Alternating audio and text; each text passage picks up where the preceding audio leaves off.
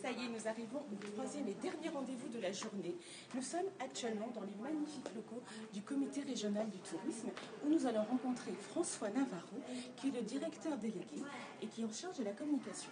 Alors vous verrez que ce nouveau logo qui vient de sortir en décembre 2013 va vous raconter tout ce qu'on peut faire de super au niveau accessibilité, tourisme et accueil au niveau de la région Paris-de-France. On y va les petits loups? Nous sommes ici au CRT, Comité Régional du Tourisme. Nous sommes reçus par Monsieur François Navarro. Bonjour. Bonjour. Merci de nous recevoir déjà. Avec plaisir. Et puis je vais vous poser quelques petites questions un peu incisives. Dont j'ai le secret. Alors est-ce que vous voulez bien vous présenter tout d'abord? Non. Oui, évidemment. Donc moi je suis directeur de la communication du Comité Régional du Tourisme. Je travaille au CRT depuis une petite dizaine d'années. Et mon métier c'est d'assurer la communication, la promotion de notre belle destination touristique qui est Paris et l'Île-de-France. D'accord. Donc alors en fait, vous avez un petit peu parlé de vos missions. Est-ce que vous aussi parlez du CRT? Qu'est-ce que c'est? Parce qu'on parle beaucoup de l'Office de tourisme, mais le CRT, il fait quoi? En quoi il se différencie? Alors le CRT, il dépend de la région Île-de-France. C'est la région qui finance le Comité Régional du Tourisme. Okay. Et nos métiers, ils vont à la fois de l'accueil, de l'information. Nous, par exemple, nous gérons l'accueil dans les aéroports pour bien accueillir les touristes et les visiteurs. Nous faisons aussi de l'observation, des études, et on travaille aussi beaucoup sur la question de la qualité de l'accueil, et notamment rendre notre destination plus accessible.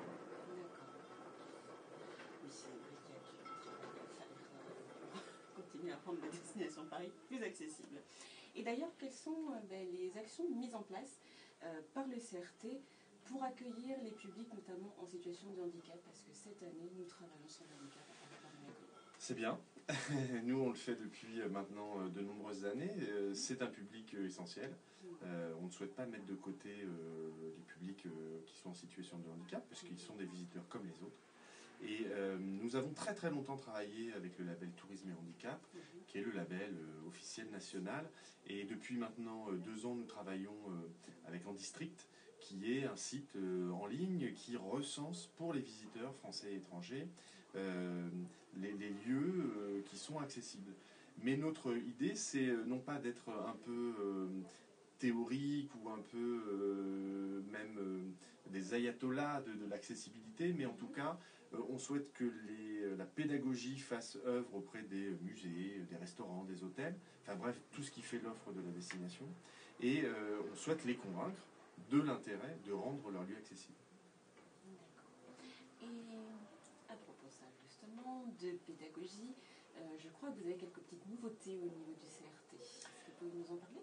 Oui, alors le Comité Régional du Tourisme forme aussi les professionnels du tourisme, parce que c'est bien d'en parler, c'est encore mieux de les former.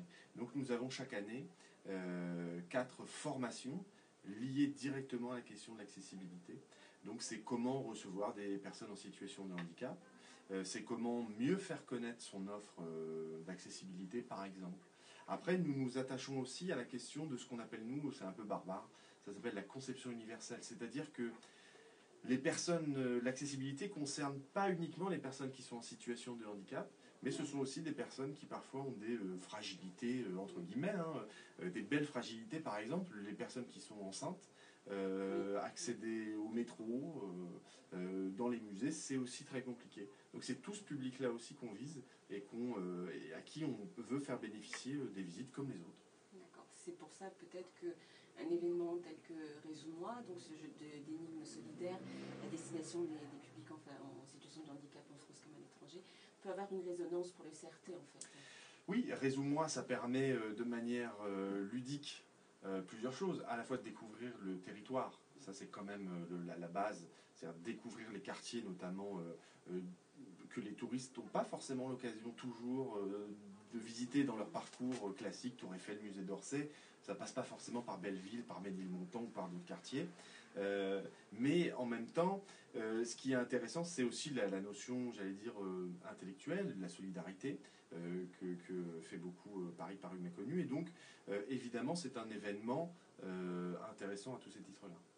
Donc on espère que vous viendrez à notre cocktail. Avec grand plaisir. Voilà, vous n'allez pas rater l'occasion de faire ça.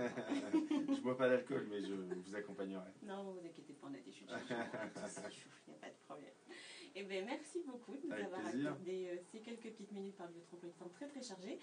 Si vous pouviez rappeler les coordonnées du CRT, ce serait bien. Et le site internet totalement. Je regarde. Et donc le comité régional du tourisme a deux choses importantes. Une page Facebook, ça s'appelle Paris Tourisme. Et ça permet de donner tous les bons plans de la destination, les dernières expos. Il y a même beaucoup de places, des expos, des parcs d'attractions, plein de trucs à gagner sur Paris Tourisme. Ah bon? Oui, mais vous ne pouvez pas jouer. Mais pourquoi? Mais non, on se connaît, on ne peut pas, c'est impossible. Et le deuxième, c'est notre site internet, ça s'appelle visiteparisregion.com. Et là, c'est tout pour préparer son week-end en Ile-de-France. Et donc, plein de bons plans. Et vous reconnaîtrez grâce à ce logo. Ciao, ciao. Merci.